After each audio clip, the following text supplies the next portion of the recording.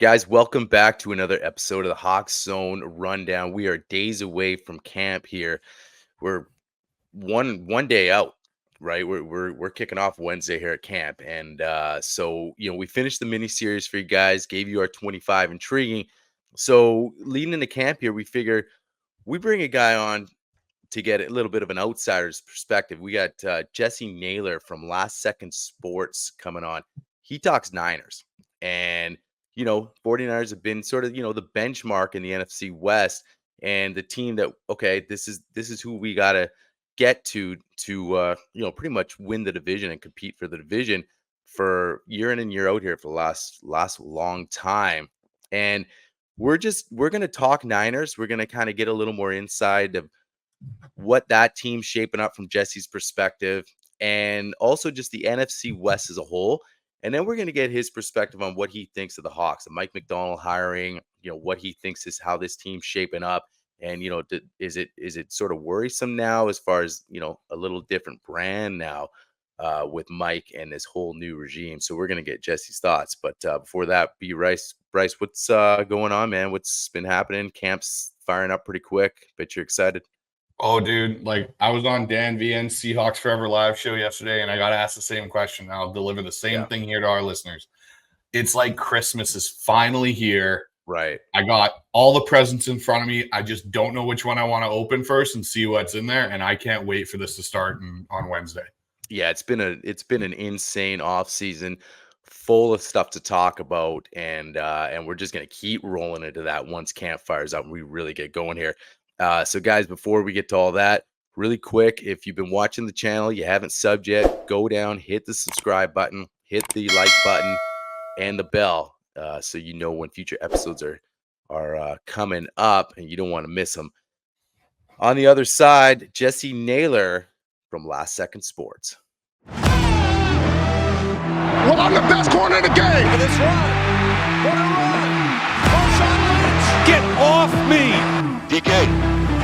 Yes, sir. Hey, it's John Schneider with the Seattle Seahawks. And Washington's got a win. Leon Wilson to catch. Geno Smith and Jimbo. The Seahawks are going to host the NFC Championship. Every year, the NFL does.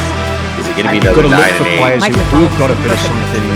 They have to fix the offensive Part of his success and part of ambition of being the LOB want to hear. That's trading DK Metcalf. Play him aggressive. This is the Hawks Zone Rundown with Ryan and Bryce. Joining us on the show tonight is Jessie Naylor from Last Second Sports. He talks Niners, and we are a couple days out of camp. And what better way to kind of, get a pre-camp guest on than someone like yourself, Jessie, division rival. And it's just awesome that, you want to come on, and we'll talk Niners right off the hop here and then get into some Seahawks, get your perspective. But we appreciate you coming on, and why don't we get into it here with some Brandon Aiyuk talk? He's been the sort of the talk there. It's been kind of going on for a little while for you guys. What's your overall take with the situation? Is it sort of, did they wait a little too long? You're hearing these rumors. Devontae Adams was a rumor a little bit, he's disgruntled over there in Vegas, and you've heard some kind of crazy, there's just a lot of rumors flying around. What's your overall feel and on take on that situation there with Aiyuk? Yeah, I think the Brandon Aiyuk situation is unfortunate, but it is a result of the way that the 49ers do business. I mean, this is not unique to Brandon Aiyuk. When you look at the way that the Bosa contract situation went, you look at the way that the Kittle contract situation went, Debo, Fred Warner, I mean, all of them, the 49ers tend to drag their feet when it comes to these high-profile players in the negotiations. I don't know what the end goal is when they do these things. I mean, it seems to me like they always end up caving in, paying the players essentially what they're worth anyways, if not more, because they waited. But for some reason, this is how they do business. Now, I will say that the 49ers often have a well-written contract when it comes to outs. Usually these deals are shorter deals where they have a way to get out and do it pretty much scot-free. So maybe that's what's worth it to them. Maybe that's what they're sneaking into these deals to get them done. in order to make these players happy just by waiting so long. It's like they tire them out. Maybe that's it. But what I can say is Brandon Aiyuk out of his own mouth said, listen, my agent and I were on the phone hours upon hours every single day as soon as the season ended trying to get a deal done. And that dollar amount then was much less than what we're asking for now because no other wide receiver had been signed. And now that those wide receivers have been signed, today's price is not yesterday's price. I want more money. And I think he's right asking for it. So, yeah, I mean, ultimately, I do think a deal will get done long term.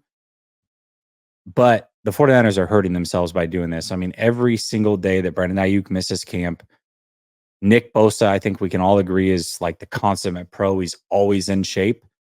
Even he said last season his production was impacted because he wasn't in true football shape. And you really can't simulate that or mock that unless you're actually doing it. And as great as Brandon Aiyuk is, and as awesome as I think he is, as a hard worker as I know he is, he's still going to struggle if he misses all of training camp as a result. And this is a team that's trying to win a Super Bowl this year. Why would you put in any potential roadblock in the way of that? It doesn't make a lot of sense, but here we are. So, Jesse, if they do sign Brandon Aiyuk and give him his money and, like you said, get him what he's worth, how does that, or how do you think that affects potentially Brock Purdy's extension coming up? Maybe even Debo, Kittle, Warner, these other guys that are eventually going to need to get paid. Like, how does this change this 49ers team, not just necessarily this year, but in the future with guys they may have to say goodbye to because the money they're going to have to allocate to these other players now that need to get paid? Well, there's going to be a lot of changes regardless. I mean, if they pay Brandon Aiyuk, and I think they will, this team has 39 unrestricted free agents next year. And there's a lot of really good players in that mix. You're looking at Charvarius Ward, Deommodore Lenoir, Talanoa Hufanga, and so forth and so on. There's a lot of good players. You're not going to be able to always re-sign them. I imagine at the very least, you're probably going to move on from a Deebo Samuel next offseason. If that is the case, I mean, you're only going to be able to have one. Brock Purdy's deal is going to have to be worked this upcoming offseason.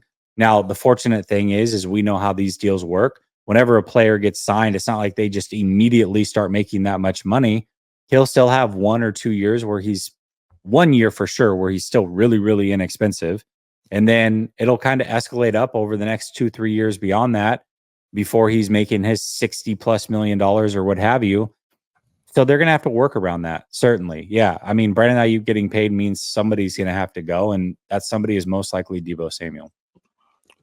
Right. Yeah. You know, it's from a Seahawks perspective, we've always been impressed by how you guys just managed to always feel the competitive team, just with John Lynch and Shanahan there. And especially at that quarterback position, you know, when you look at Jimmy G and the success you guys had even with him, and obviously injuries caught up to him, and you know, now here comes Brock Purdy, you know, Mr. Irrelevant.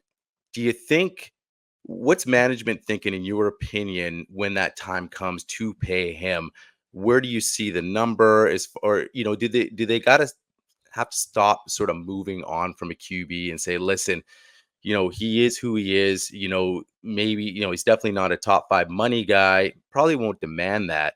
But where do you kind of see a number for Brock, and like, where do you, in your opinion, feel comfortable, you know, without, you know, backing up the truck for this guy? What's that number, and kind of years? Where do you kind of see that all falling into place? Because obviously that's going to be a conversation probably by the end of this year. Yeah, it will be a conversation. And I think watching what happens with Dak is going to be important. Love, Tua. I still think there's some deals that need to happen before we fully know what that market's going to look like. But whatever it is that they're getting, you can guarantee that Brock's going to be able to get that as well if that's what he demands.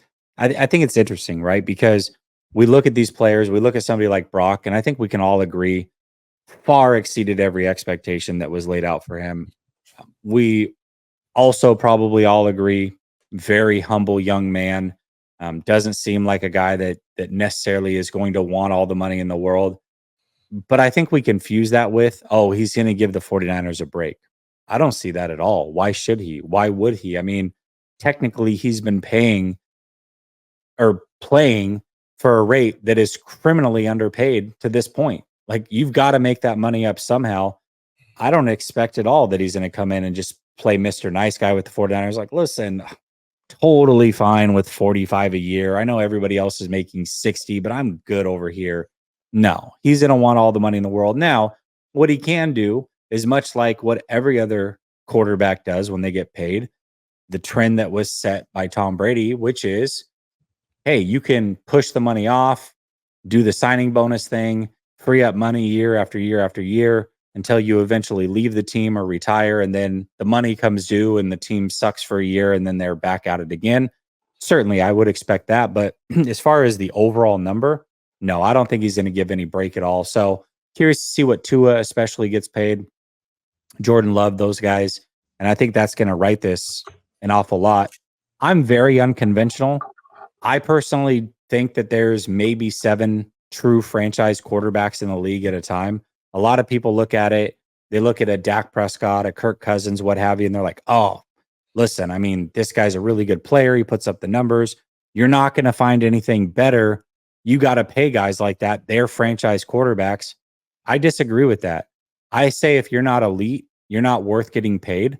And I'll continue to roll the dice until I find that elite guy, or I'm just frankly fielding the best team in the world that I can around that a decent quarterback.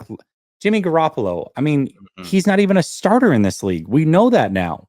Like, there was arguments for years, but we now know he's not even a starting level quarterback. Yep. And they made it to an NFC championship and a Super Bowl with him because the team was so good. You don't have to find a guy better than Brock Purdy or Kirk Cousins or whatever. You just need to find a guy that can play well and do it for a fraction of the cost so you can make an all-star team around him. That's what I would continue to do unless you have one of those truly elite Hall of Fame caliber quarterbacks, because that's what wins in this league. Once those guys are paid, that's the only type of quarterback that wins, period. So I got a question for you, Jesse. I was watching the Bootleg podcast. They did a Seahawk episode. They did also one on the 49ers. And Burt Coleman mentioned something in regards to Purdy rehabbing late into last season, which I thought was kind of odd. And I kind of thought that's an odd thing to kind of have leak out now going into training camp. Were there any concerns with Brock at all? Like, you know, obviously we didn't hear anything up here in Seattle about it, but like for you guys down there, was there anything to like any validity to this? Like he wasn't 100% because like his recovery was pretty miraculous that he was good to go at the beginning of basically the regular season after what he did suffer with his elbow. Was there any effects, or do you think it was that this is kind of just grasping at straws by somebody for a kind of a news thing? No, I mean, I respect the hell out of Brett. I think he does a great job. That show, by the way, their offseason special they do for every team, breaking that down. I think it's him awesome. And EJ. Phenomenal. I mean, they do a great job. They dive deep. They nothing bad to say about him, but I do believe that he was probably fed bad information or misconstrued information. I think he reported it as he understood it or as he was told. I don't necessarily believe that that's the case. Imagine that was true and the 49ers think they have their franchise quarterback and they're risking him for 10, 12 weeks into the season. I mean, that looks awful on the organization. Do I think he was 100%? I think he was 100% from the standpoint that he couldn't re-injure himself unless the same thing essentially happened, which that could happen to any quarterback at any time, and it is a little freakish. But I do think that the arm strength thing was probably real, and it did improve throughout the season. I think just having reps and building that strength back up was a real thing. And so maybe that's what he perceived as rehabbing still. Rehabbing is a strong word because that means that you're literally not ready to play. You're trying to get ready to play. And that's just, I don't believe that that was the case at all. I think it was just a misunderstanding there. Yeah, hey, my last question with Brock, just because, you know, as Seahawks fans, you know, we've got to see him for a couple seasons now, and you know that Mr. Relevant definitely is something that hangs over him, and especially when we're watching, you know, from an outsider's perspective, you're always looking to say, nah, this can't be real, or you know, you're just looking for, you know, a couple of, you know, negative things to say, hey, I told you so, and stuff like that. When did you, or have you bought in with Brock all in now to say, like he had that stretch last year when I think Debo went out and there was a couple injuries and there was a tough stretch for you guys when that happened.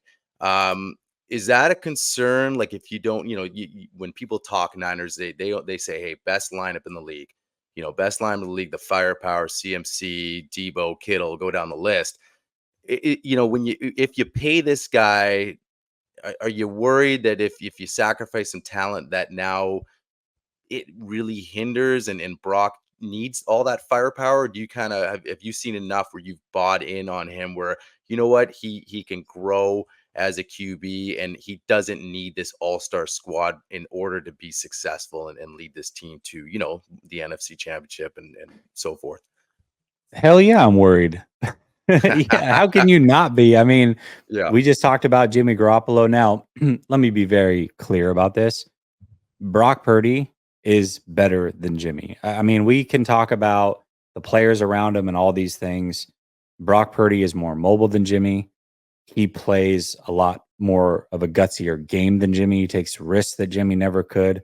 And athletically, he can get away from things that Jimmy post-knee surgery never could do. So I do believe that he's a better player. I think he's a starting level quarterback in this league for sure. Right now, based off of what I've seen, if I'm doing a power rankings, I think having him anywhere from 10 to 15 is fair, depending on your preference. But that doesn't mean that he's just ready to take over a team or that those power rankings don't change.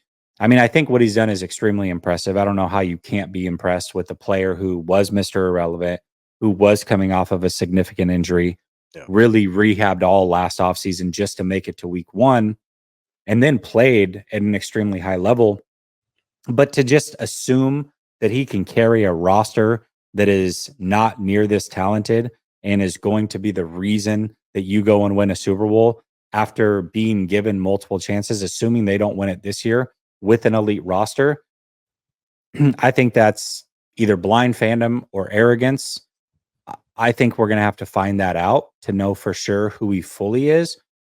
I think we can all agree he's a pretty good player. We know that for sure. He's a starter in this league, but just how great he is, I'm not positive on that. Now, 49er fans don't like my stance on this. They think I should just bend the knee and yes, he's great and just enjoy the ride. Listen, I had a 3rd round grade on Brock Purdy. Okay. I was wrong, by the way. A 3rd round grade was still too low, but as far as the consensus coming out of college, I thought a hell of a lot more of Brock Purdy than pretty much everybody and their mother thought of him. So it's not that I don't like Brock Purdy. I just need to see more. And it's, CJ Stroud, 1st round talent, thought was the best quarterback in last year's draft. All of those things. He had a phenomenal rookie year, set all sorts of records. I think he's going to be elite in this league, but I can't say for sure after 1 year that he's going to be those things. I can't. And I think it would be foolish to just assume that Brock Purdy is going to be elite as well.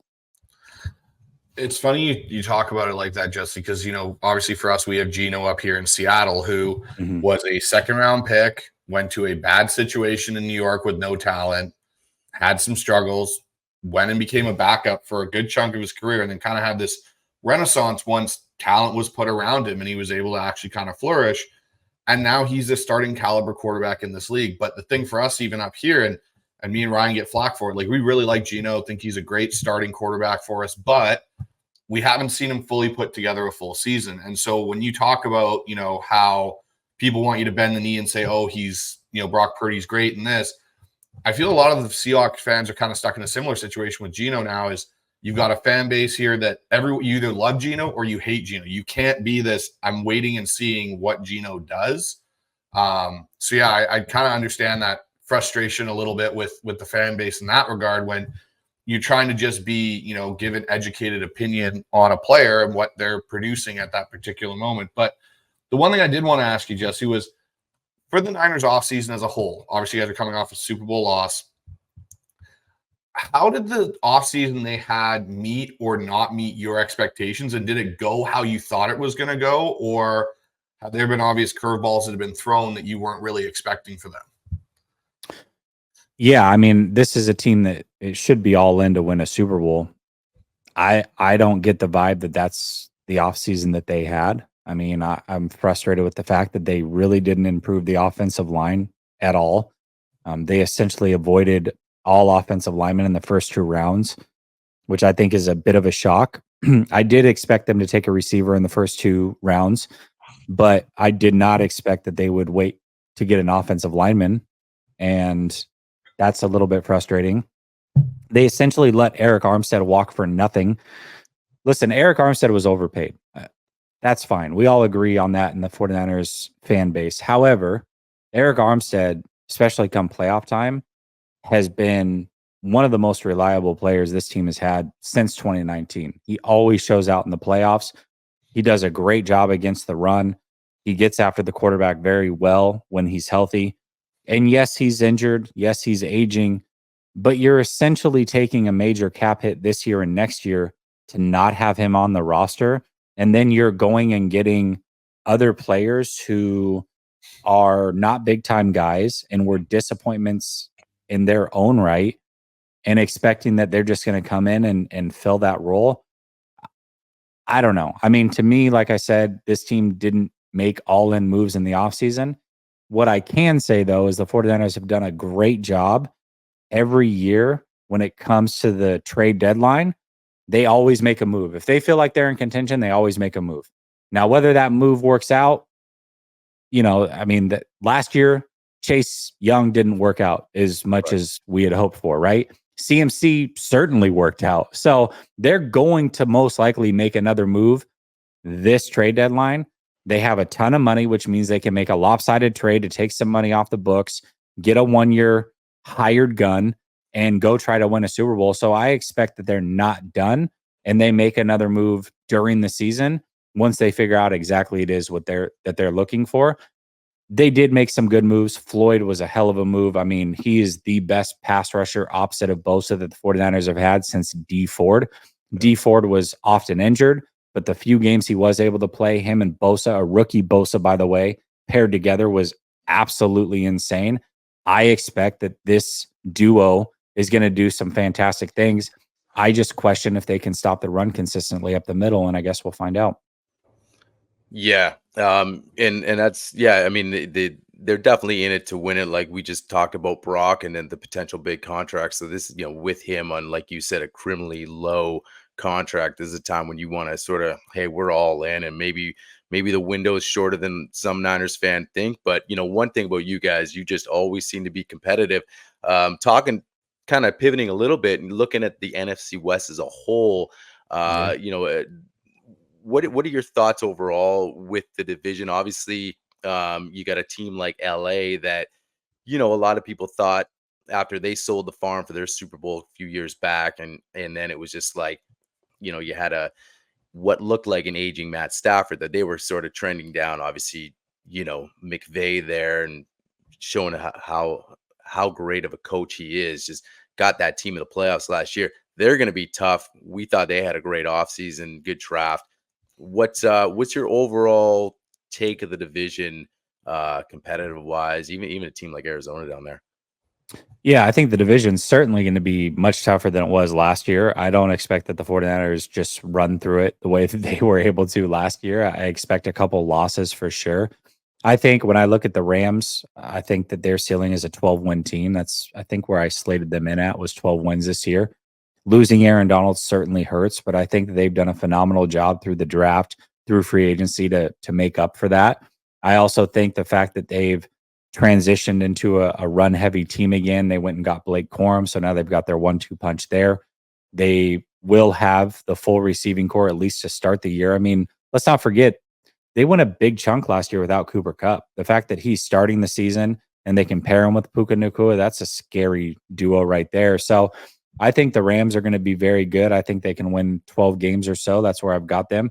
I think the Seahawks can easily be a 10-win team. I look at that roster. A lot of people disagree with me. I think the Seahawks have one of the better rosters in the NFL. I thought that last year. I think player for player, they match up with many teams across the board.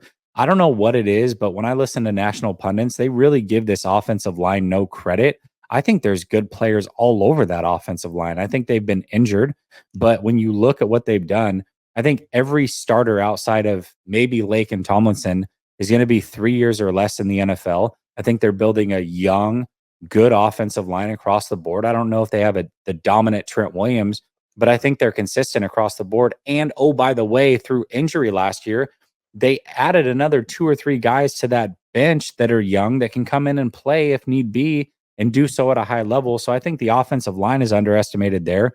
I think the defense has players all over it. Last year, they were coached about as poorly as they could be. I mean, that was the most vanilla defense and offense, frankly, that I've seen in a long time. That coaching staff, I underestimated just how bad they were. Schematically, it was terrible. I think if anybody competent is in there, and I believe that MacDonald is extremely competent, especially defensively, I think that they have the horses to give a lot of teams problems. They're going to be in a lot of tight games. Maybe some of them don't go their way, but I still expect that they win 10 games this year. And then Arizona, listen, I think they're probably a 5 to 7 win team, but they're going to be much more competitive as well. And they're a year away from being a year away. So we'll see how it goes. Yeah, So- I mean, go ahead, Ryan. No, go ahead, Ryan.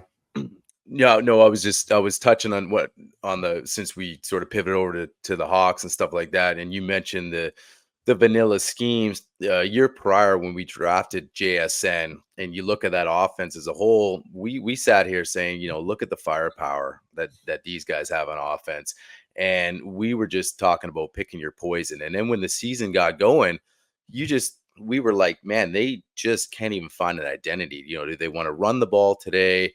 And then the next week they just almost like they didn't even know what they wanted to do game in, game out. And that was the frustrating part, because like you mentioned, horses and stuff like that, we felt that like that too.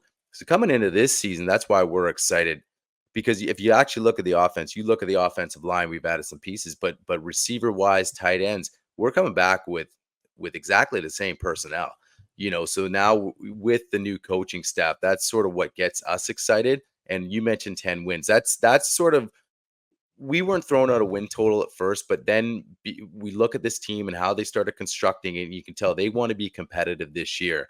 And sort of 10, we look at it like, hey, they won 9 back-to-back years, like you said, with horrible schemes. And so we think 10 for sure. The division's going to be really tough. So we sort of have that as a basement 10.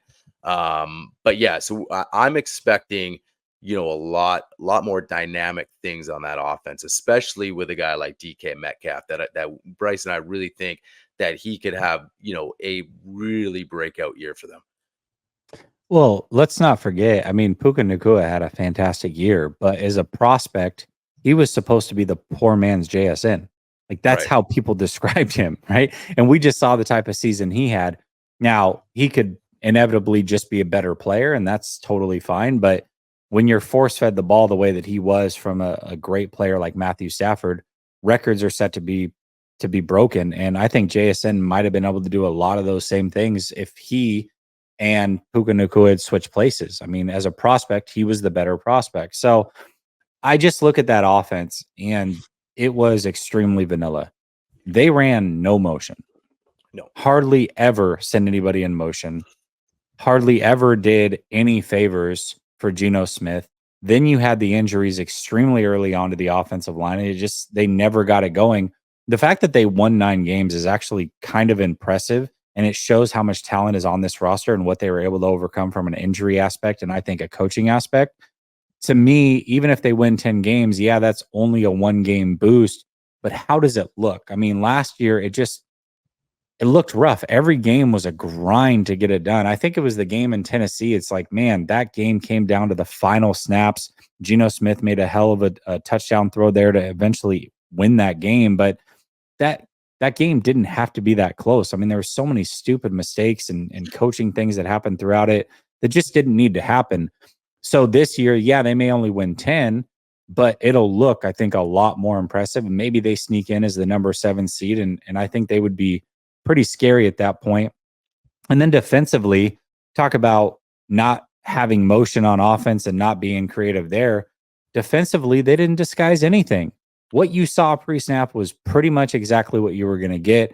You have very, very good players all over that defense. I think even better players now this year, which is going to be interesting. I think MacDonald has a lot to play with, and schematically, he's going to get after it. Might be a little bit rocky in the beginning. I could see them giving up a ton of points, and people are frustrated as they're trying to get this scheme down. But I think as the season wears on, once you get to week 5, 6, 7, and beyond, I think this defense is really going to round into form. And I think it's going to be a very, very scary defense to play week in and week out because you're not going to know what to expect.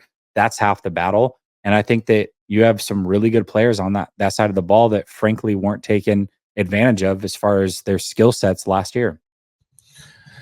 So with that being said, Jesse, like, what is your thought on the MacDonald hire and that the whole Seahawk coaching overhaul that's transpired? Ryan Grubb, Scott Huff coming in, Andre Durde from Dallas, even Leslie Frazier coming in as assistant head coach.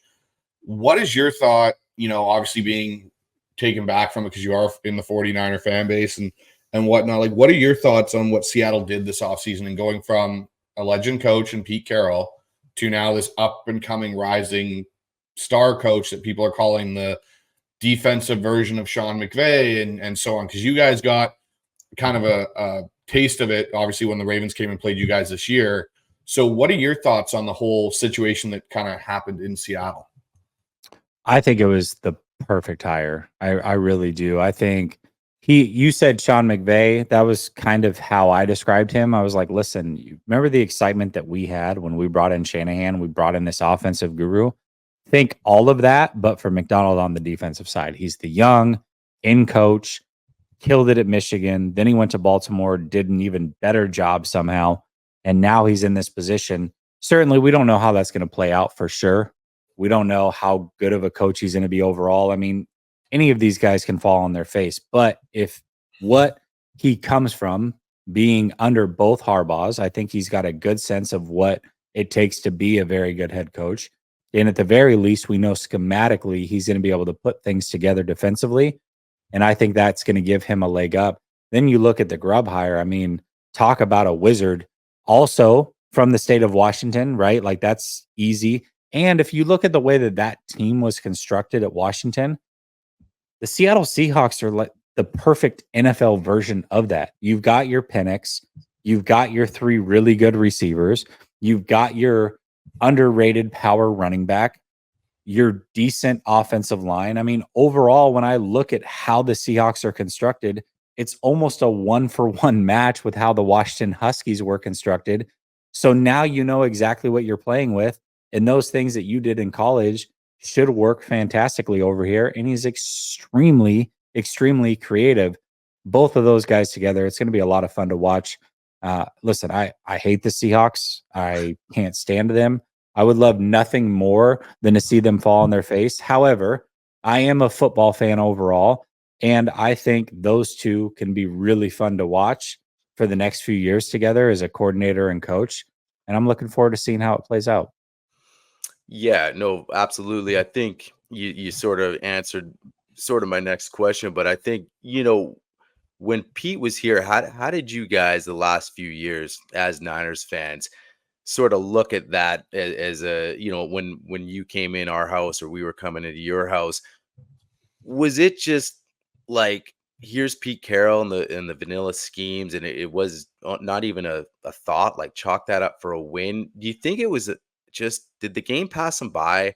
Why did it become so vanilla? Was it because, when he was, the Legion of Boom days, when they just had all that talent and, you could show exactly what defense you're running and be a high, one of the highest penalized teams in the league and still win?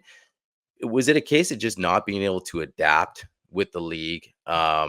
Because for us, it was strange. And especially the coordinators he hired, it was almost like in-house hires and I can't let you go kind of thing. That was a frustrating thing.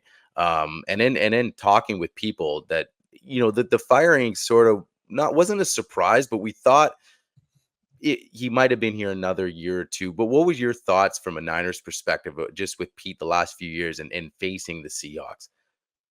I think, at least for me, I gave him the ultimate respect. I mean, how could you not, really? You saw what he did with the Legion of Boom, and then they transitioned on. They were always very competitive. Russell Wilson was super scary every single year. Right. And then you move on from Russell Wilson. You completely fleece the Broncos in that deal, and you make Geno Smith work.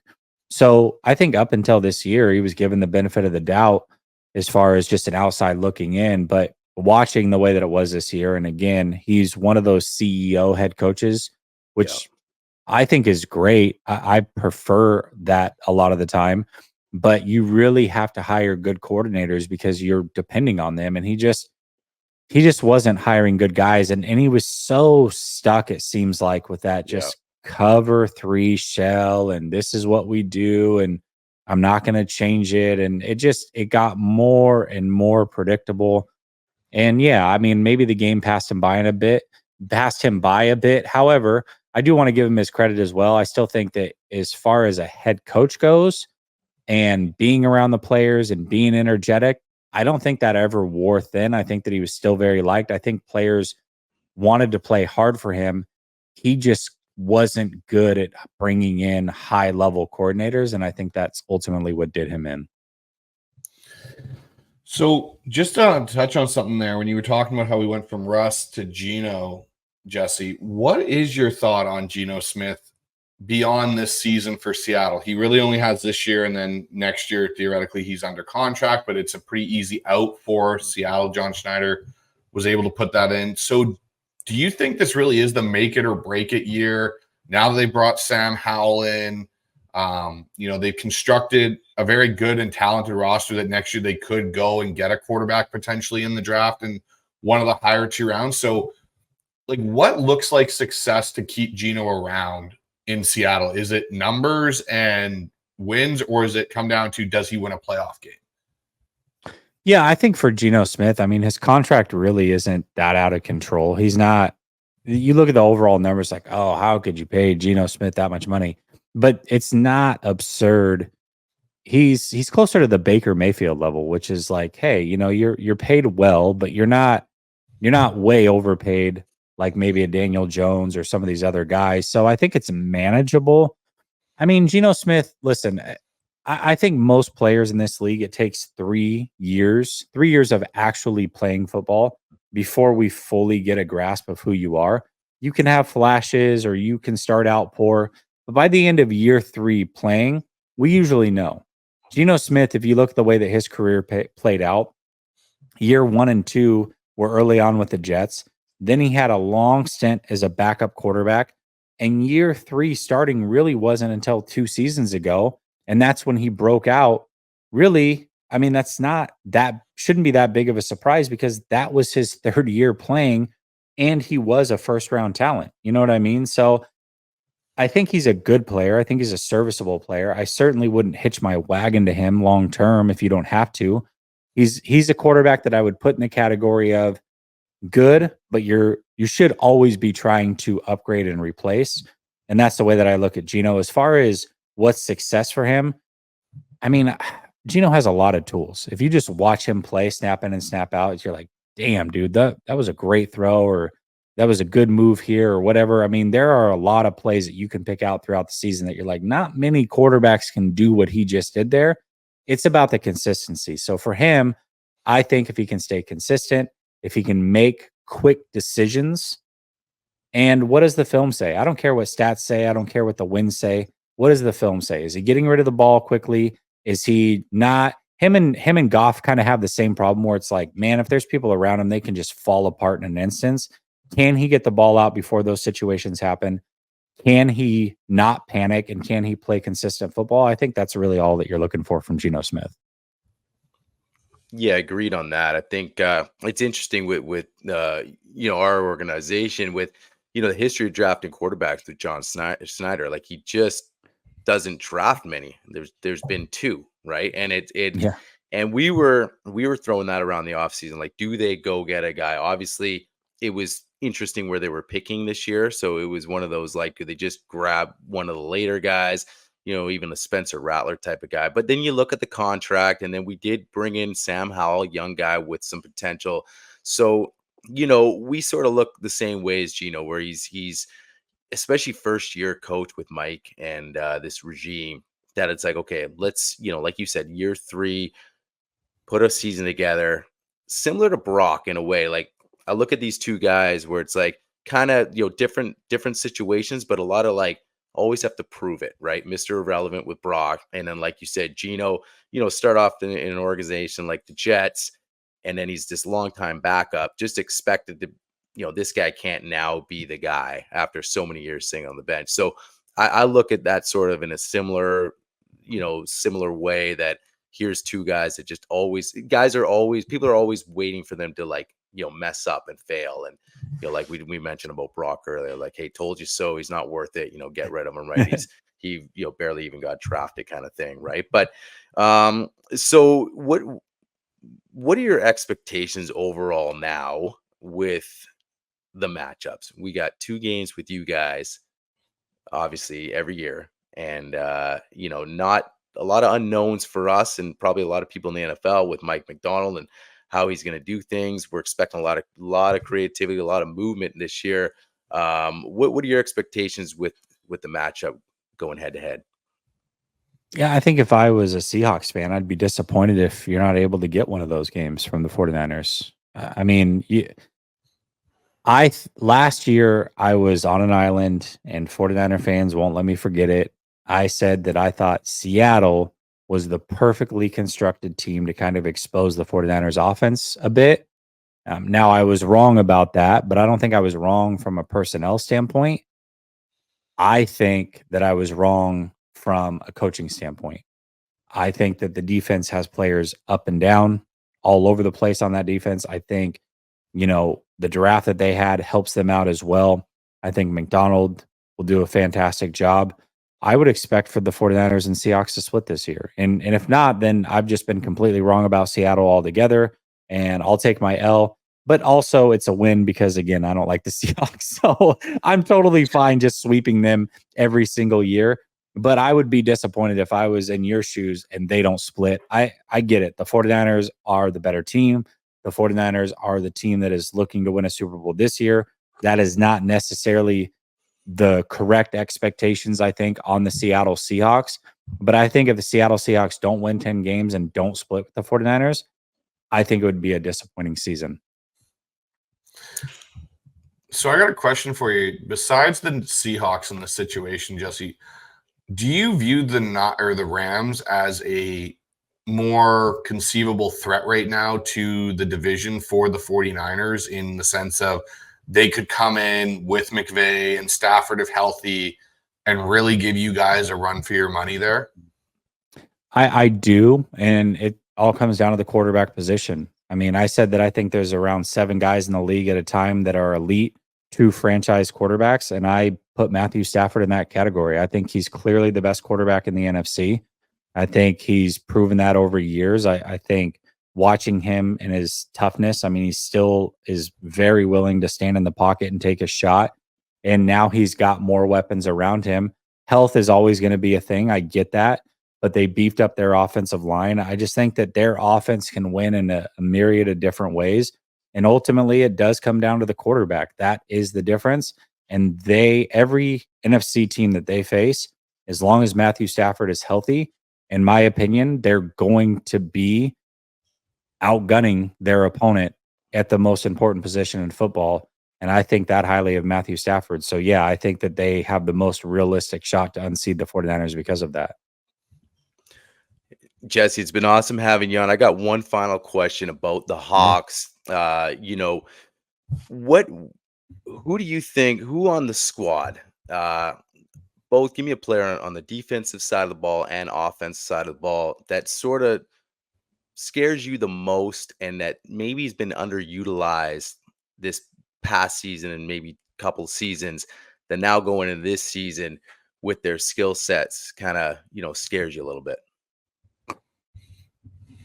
Man, I think the secondary as a whole, I mean, there is talent all over the place in that secondary. And I just think that whenever you don't disguise coverages and you can't get after the quarterback, you really are putting those corners on an island and just expecting greatness from them.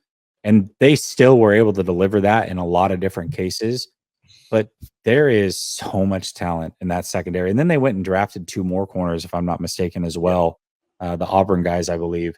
Yeah. I just think that secondary as a whole can really match up player for player with the 49ers. And I don't think there's many teams that can do that. I think the Browns were one last year. We saw how that went for the 49ers. I think the Ravens were one. We saw how that went for the 49ers. I thought the Chiefs were one, and we saw how that went for the 49ers. And I think Seattle is one of those teams that low-key can just come in, play press man, get crafty with the blitzes, and they can cause the 49er fit. So I would say if that secondary is utilized the proper way with the talent level that is out there, I think that is probably the thing that scares me the most.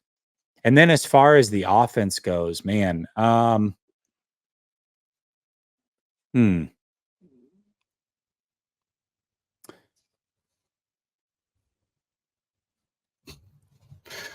don't know. There's a lot of, there's just a ton of weapons on offense. Yeah.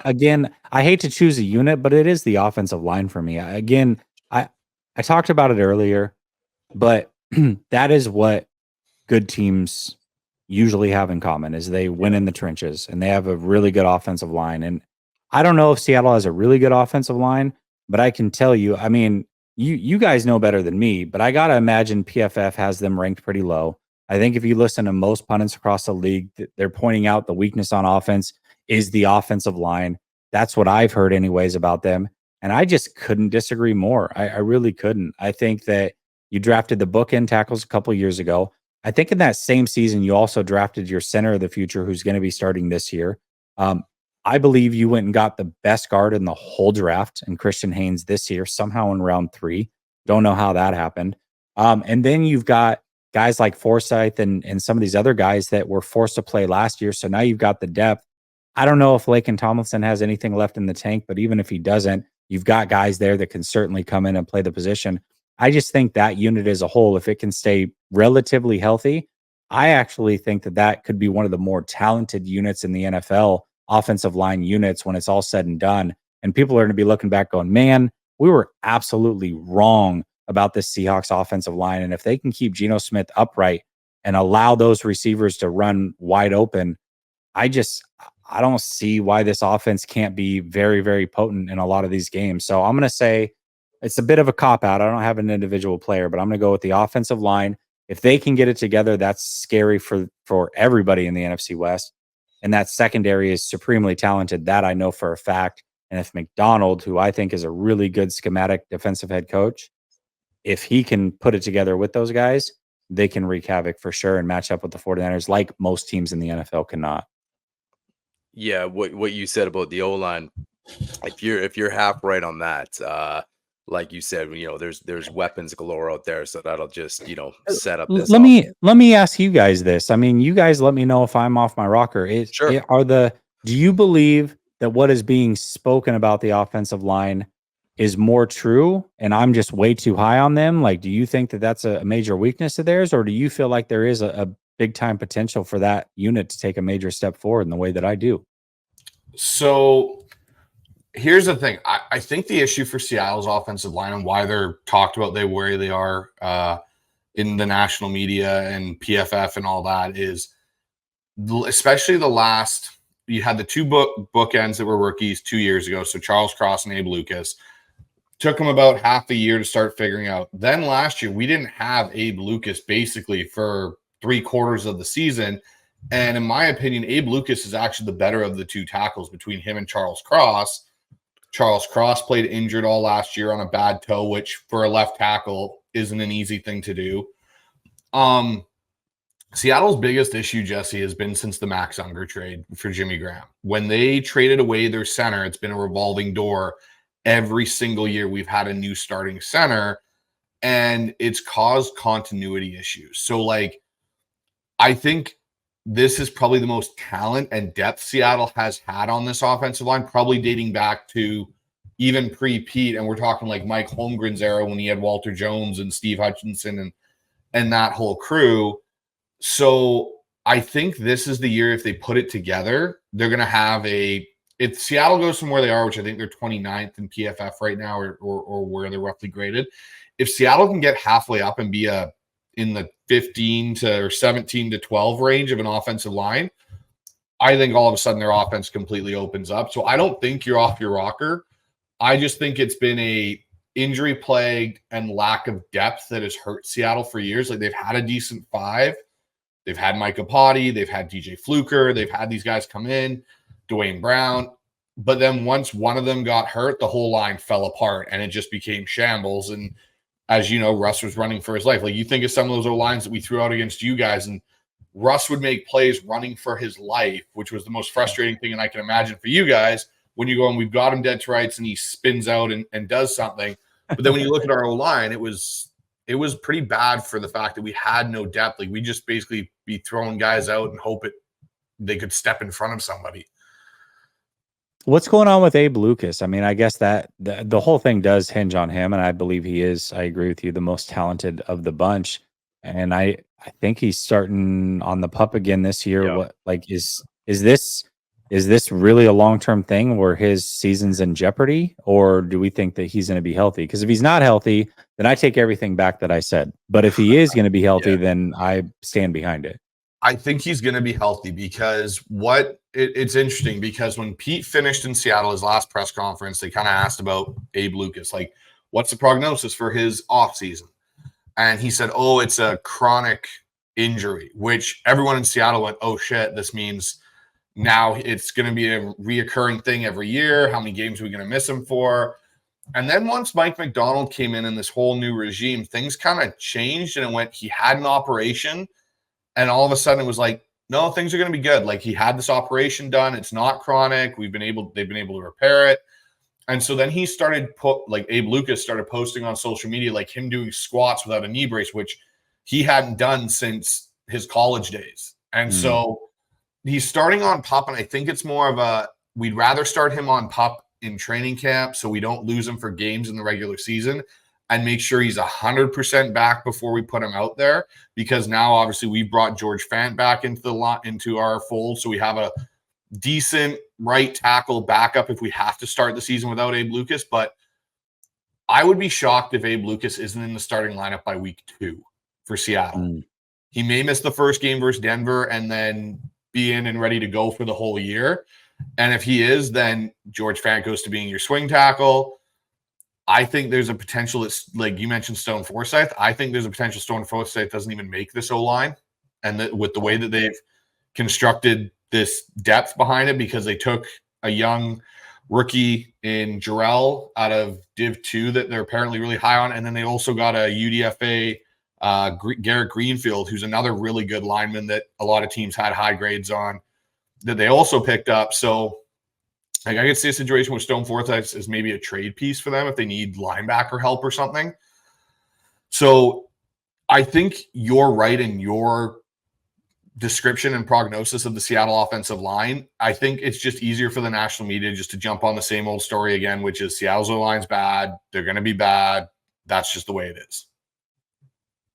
Yeah, I'm even looking at the future. It's like if those tackles are there, this year you took Haynes, and then you took one of my favorite late picks in Satoa from Utah, who's projected to play guard as well. Yeah, I mean, I don't know. I just look at him like, hey, there is talent all over. And then your center revolving door, but I think wasn't he drafted the same year that those 2 tackles were taken, and now he's finally getting a start? He was a rookie last year. Last year. Okay. He started our Dallas game. When we lit up Dallas, we got Abe Lucas back and Olu started at center. And he graded out well. And tomorrow, apparently, Connor Williams is coming into Seattle for a visit.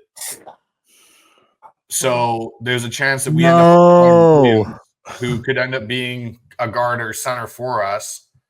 And it sounds from everything I'm reading that there's a good chance they will sign him if he does well in his physical. Are you kidding me?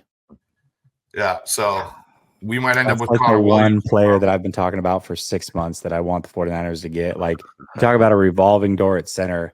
The 49ers have had it.